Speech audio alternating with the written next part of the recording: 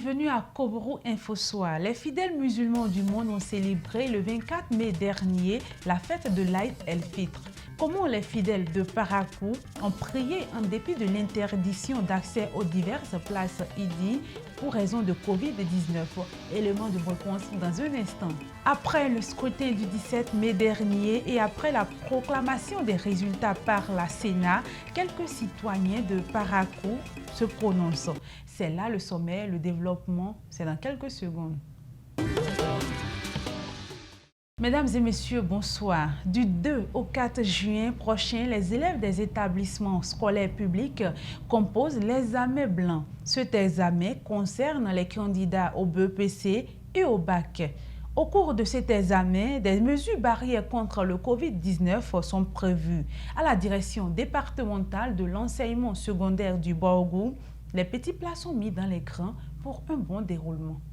Au niveau des préparatifs, nous sommes presque prêts parce que toutes les épreuves sont déjà à notre niveau et les plis sont déjà faits au niveau de notre direction ici. Il reste à appeler les chefs d'établissement pour qu'ils viennent chercher leurs plis. Mais ça, là, on attend la dernière minute parce que c'est des plis sensibles. Concernant l'examen blanc du public, nous avons au niveau du BPC comme inscrit modèle cours 6245 candidats. Au niveau du modèle long, on a 9271 inscrits. Au niveau du bac, 5833 inscrits, dont 3937 garçons et 1896 filles. Les apprenants doivent rester un par table et les tables doivent être un peu espacées pour avoir au moins 1 mètre entre deux apprenants. Et tous les directeurs des collèges et proviseurs sont déjà instruits à ce sujet. Après ça, tous les élèves doivent porter les masques avant d'être admis à l'intérieur de l'établissement et voire même dans les salles. Les surveillants de salles doivent aussi porter les masques. Les dispositifs de lavage de mains sont déjà même installés dans presque tous les collèges. Mais on leur a demandé d'augmenter le nombre. Je vous l'annonçais à l'instant dans les titres, l'Aïd el-Fitr, la fête de la rupture du jeûne qui marque la fin du Ramadan, a eu lieu le dimanche 24 mai 2020. Une célébration particulière en pleine épidémie du coronavirus. La rédaction de votre télévision a fait un tour au domicile d'un imam pour s'enquérir du déroulement de la fête chez celui-ci. Suivez plutôt. Allahu Akbar. Allahu Akbar. C'est ainsi que l'imam Idrissou Ousmane Traoré a démarré la prière à son domicile ce dimanche 24 mai 2020 à partir de 9h35. C'est la prière de l'Aïd el-Fitr. Pour raison de pandémie du Covid-19, cette prière n'a pas eu lieu aux différentes places Idi comme c'était le cas auparavant. Néanmoins, c'est une grâce de voir ce jour et c'est l'occasion de demander pardon à Dieu. Nous profitons de cette occasion pour remercier Allah et remercier aussi tous les fidèles qui ne se sont pas découragés tout au long de ce mois-là. Tout ce qu'ils devaient faire, ils l'ont fait. Le moment aussi de demander à Dieu de nous pardonner nos péchés, nos excès ou bien nos manquements. Quelques fidèles musulmans voisins à l'imam qui se sont déplacés pour la prière livrent leurs impressions. Quelqu'un qui a déjà pu jeûner 30 jours dans la paix, la quiétude.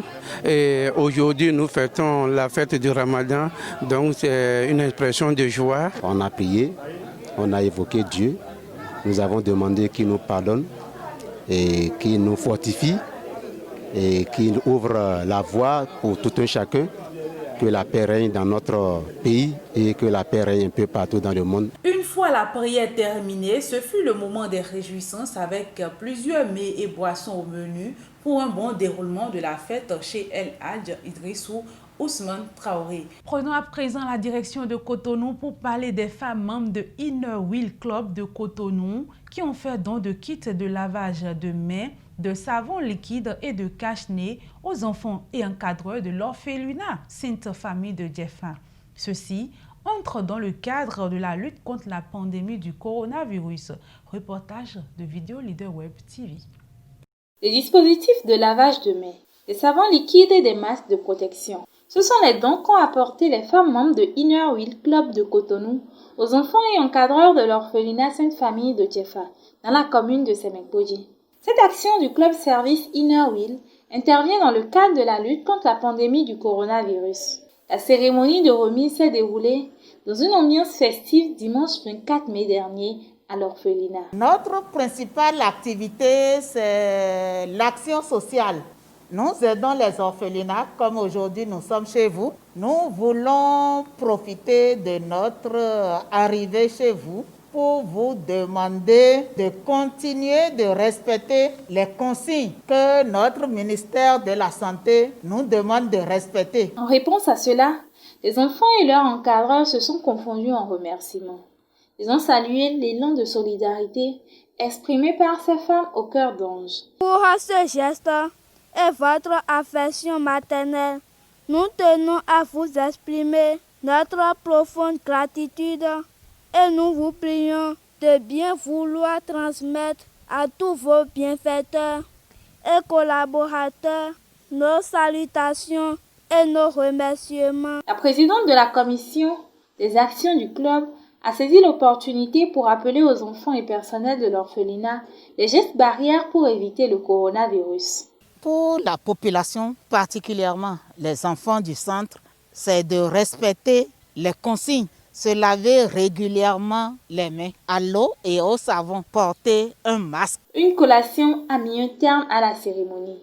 Il faut signaler qu'Inner Wheel International est un club service international de femmes qui s'investit dans les actions sociales comme la prise en charge des enfants en situation difficile pour leur scolarisation, l'aide aux femmes, le traitement et la réinsertion des femmes portant des fistules obstétricales.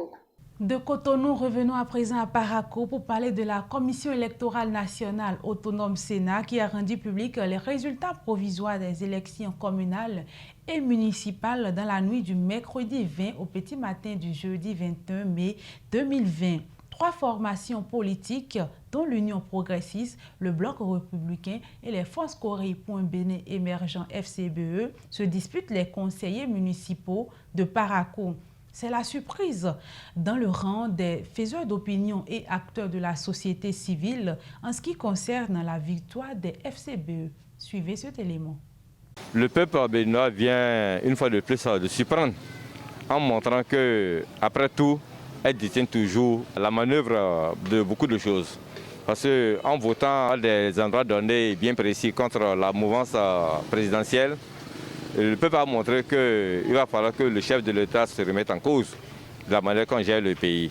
Parce qu'on a senti quand même que c'était un vote sanction dans le pays. Parce que je prends l'exemple simple de Parakou où nous sommes, mais ça a étonné plus d'un. Avec tous les efforts que le Bloc républicain avait à faire, on a vu que les forces Corée Bénin émergents sont venus en tête de cette élection à Parakou. C'était plus qu'une surprise. C'était pour moi un tsunami qui a vraiment démontré que le peuple béninois est beaucoup plus mûr qu'on ne le pensait. Pour moi, ça a été une grande surprise. J'allais dire un soulagement de voir que, contrairement à ce qu'on pouvait craindre, le peuple est sorti pour aller exprimer son vote. C'est également une surprise parce que, en ce qui concerne la partie septentrionale de notre pays, on a constaté que les FCBE ont fait un très bon score et cela traduit certainement un message. Si le discours a la chance d'être en adéquation avec la pratique politique au sommet de la municipalité de Parakou, ce sera une chance pour la ville de Parakou. Ainsi s'achève donc cette édition. Merci de nous avoir suivis et surtout respectez les mesures barrières contre la pandémie du coronavirus.